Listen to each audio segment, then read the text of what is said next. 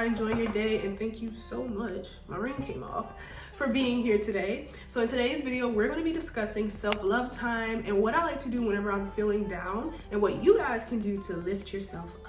So yeah, if you guys end up enjoying this video, make sure to give it a big thumbs up, subscribe, and turn on my post notifications so you won't miss a video from me. But before we hop into this video, I would like to thank today's sponsor, who is Keen, which is an online platform that connects you with psychic advisors around the world to help you with anything you got going on. I was absolutely blessed to try this platform out for myself, and the advisor I connect with was absolutely amazing. I definitely got that in-depth reading and that clarification I need when I need to make a very hard decision. I'm the type of person that doesn't like conflict, so I had to ask myself, or ask my advisor, I should say, was me doing that conflict actually right for me? And it was, and it allowed me to stand up for myself and set boundaries. And that's why I really love Keen, because not only was I able to get clarity, it let me know that the advisor was absolutely amazing. I love the interface because it helps you kind of navigate it with ease. Like literally all I had to do was go in, create my account,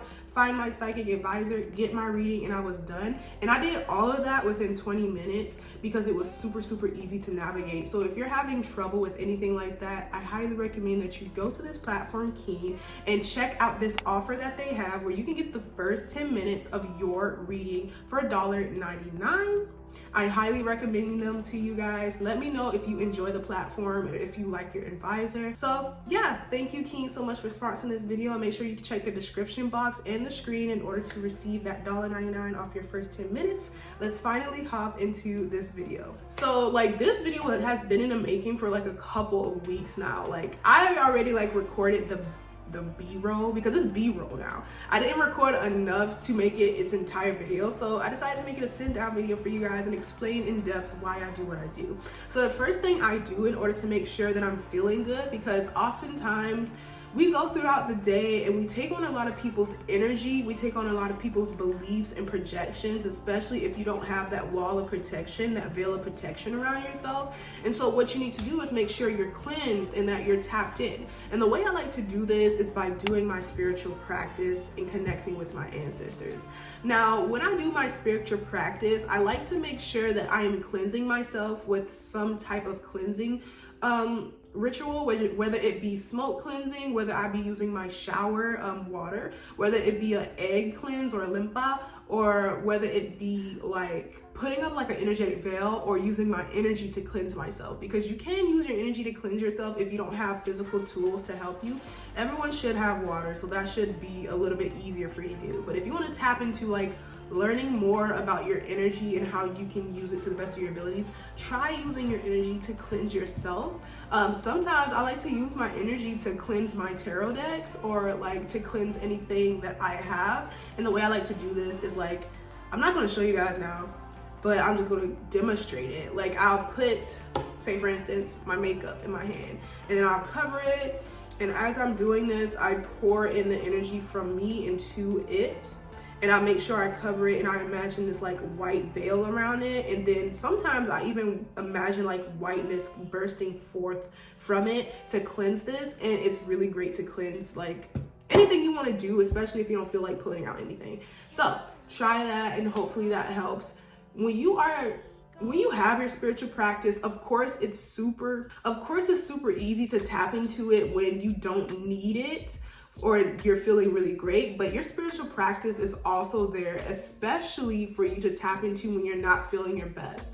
Like I know for me personally, if I am feeling very low and I'm feeling like energetically nasty, that is like the key time to meditate and to tap into source. But I don't feel like it because I would want to dwell in it. And so you have to use discipline to get into that space of practicing your spiritual practice. And it doesn't have to be for long. There's so many things you can do to make sure that you're in alignment again. And so make sure you make your spiritual practice a priority and use it in times where you definitely need it. And if you don't feel motivated to do it, discipline yourself, mama. The next thing I really like to do, which kind of ties in with like me not feeling like doing anything, which is laying in bed. One thing I will do is get in my bed, put the covers over my head, and just stew in my anger, or stew in my irritation, stew in my sadness. and I'll just sit there like in silence, just embodying the emotion. Sometimes I'll think about it, sometimes I'll overthink, but more importantly, I have like a earth placement. So I'm very physical when it comes to my anger, especially when I have a Virgo Mars. And so I just really like to stew and feel overwhelmed by what's happening to me. And so as I'm in that energy, I allow myself to release anything that's on my spirit. Sometimes I'll cry it out. I won't berate myself. I won't be mean to myself. I'll just cry it out, cry my frustrations out. And so I recommend you just laying in your bed and just stewing, being depressed, not move, sit there, and then allow spirit to kind of get you out of that funk, because the way my ancestors do it, this is why I love them down. I'll be in my bed just having a little tantrum, being a brat, crying, just being very overwhelmed by life sometimes. And then my ancestors be like, oh, look, here, you want some money? And then I'm happy again. I know how to work them, but also they know how to work me. So yeah, that is one thing that I do to get myself back in a groove. Sometimes you just need space with yourself to sit with those emotions and you can release them. Another thing I really love to do, this is my favorite thing. Like this is one thing that really got me starting to binge eat, which I'm doing better with. If you guys would like a big video on how I'm doing better with my binge eating, let me know. But make you something scrumptious. I have a Taurus moon, but I love food. Food makes me feel good. Food makes the world go round. And so I make myself something scrumptious whenever I'm feeling sad or irritated, or I'll buy me something that's super scrumptious. I love that word.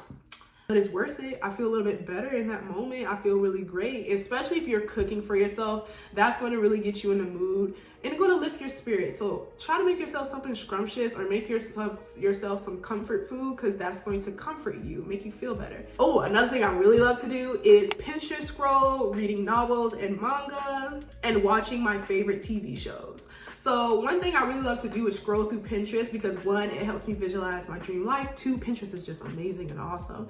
Three, I can just use it for literally anything, like my webtoon inspo, some clothes inspo, some new thing inspo. Like that is a very nice platform to help you visualize and get you out of your funk, especially if your physical world is kind of overwhelming you. Go to Pinterest, live that dream life, visualize the life you desire, and then get back into the physical and remind yourself you're motivated and you can do this. When it comes to reading manga and all that stuff, I just love manga. You guys know I'm a little anime geek. And so lately, whenever I'm feeling down or whenever I have free time, I am always reading some Korean webtoons. When it comes to my favorite TV shows, everybody loves to watch their favorite TV shows, right? Everybody loves to get in a great mood and watch a favorite TV show. I've been watching a lot of Korean dramas lately. I've been getting back into anime again. Finally, I am so grateful. Like for the past couple of months, I've been back into anime. And it's simply because all of my favorite manga are being turned into anime. So now I can watch it again. So like Hell's Paradise, I'm super excited for that. Like as soon as it came out, I watched it, and I'm kind of mad about it. Because I gotta wait every single week, like I did with Buddy Daddies. I literally finished Buddy Daddies. It was super sweet. I didn't expect that ending. I was like, holy crap. What else am I watching anime wise? Tomo-chan is a girl. I have to watch the last episode of that. But YouTube kind of spoiled it for me. Like I already read the manga, but they spoiled it for me on YouTube. Like, and I just spoiled it for you guys. Okay, let me stop. What else am I watching? I used to watch, or I started to watch Sugar Apple Fairy. I stopped watching it because why is she 15 and he's over 100? Yeah, I'm not watching that. And I'll be so crazy. It'll be so crazy because everybody on TikTok hyping it up, and I'm saying, y'all don't see how she's a child and she acts like one? Like, it makes it even weird. It was already weird for the age, but it makes it even weirder because you can see how naive she is. You can see how much of a child she is. And y'all enjoying that? He's over 100. Come on, man. Come on. Let's rise above. I thought we were over this. I thought we were done with this. But I love the art of it, which initially drawn me to that anime. But yeah, other than that, can't do it. What else? Oh, K-drama. Let's talk about some K-drama. If you guys like K-drama, please watch Crash Course in Romance. Watch it, thank me later. Watch it, thank me later. And when I tell you, I was just so grateful that Netflix like did 2 releases each week. I think they knew that I was gonna act a fool if they didn't do 2 releases every week. Like they did it Saturday and Sunday, but you guys can binge watch it now. You're welcome. You're welcome. It's basically about an aunt who is raising her niece, but they're basically like mother and daughter, and that's how she raised her.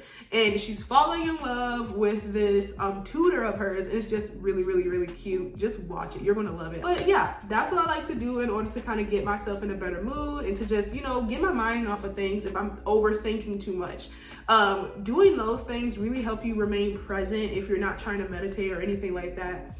That's going to help you remain present, get out of your head, into your body, and just enjoy things around you and enjoy living life. And the last thing I really love to do is nature walks. You guys know when I used to live back in ATL, I used to love going into nature. I still do to this day, love going into nature, but I haven't had time to go out. Where I live now is a big expanse of land, so I can kind of go out there and look at the birds. So I'm still kind of connected to nature, seeing butterflies. Like that's why I keep looking over there, because it's like a whole bunch of birds, and I be seeing rabbits and armadillos. It's so cute. But I really love nature because it helps you tap into your present moment, and it kind of allows you to bring in peace, tranquility, connect with the earth.